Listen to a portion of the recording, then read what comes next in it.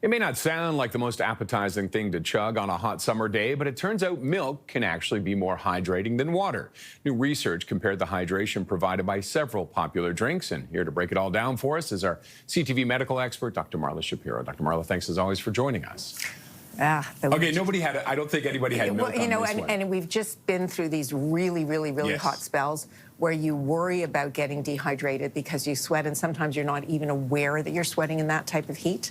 So most people think water is the best thing. It's the natural one. It's the natural one, and water is good to hydrate, but to a point.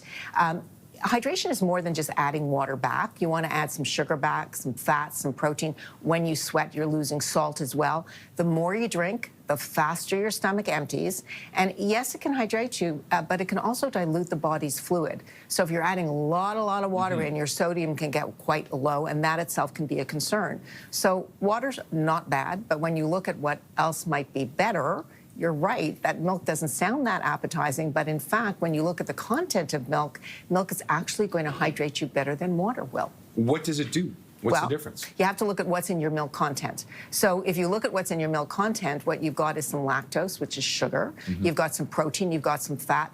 All of that means that when you drink it, it slows the emptying of the fluid in your stomach, so it keeps you hydrating for a longer period. And there's a little bit of sodium in there as well. So all of those are adding back what you're losing, but the most important factor is that it delays the dumping of the fluid into the gut and then right out. You want it to be there and hydrate over a longer period of time. So it's going to do a better job than water actually will. Okay, what about a cold pop, cold beer, and a hot coffee? Okay, well, there you go. Okay, maybe iced coffee. So if we look at anything else and you look at things like pop has a lot of sugar concentrate, and it has more than you need. Fruit juices do as well, colas do as well. It spends more time in the stomach and it does empty more slowly, but when something is very high in a sugar content, it actually does the opposite of what you want it to do. It's pulling water from the body, so it's not only less hydrating, it offers some extra sugars and calories. Water here in this case is going to be better than soda. So milk is better than water, water is better than soda. So, you know, and we're talking here about full sugar soda, so that very high sugar content's not a good idea. Alcohol, well... We all know. Oh, okay. So not as bad as you might think. I mean, if you're going to drink to excess, you're going to make bad decisions. If you're looking at alcohol on a day where you're dehydrated, alcohol needs water to actually be broken down. So if you're going to have an alcoholic beverage, you want to make sure that you're well hydrated to begin with, and a dilute alcoholic beverage is always going to be better.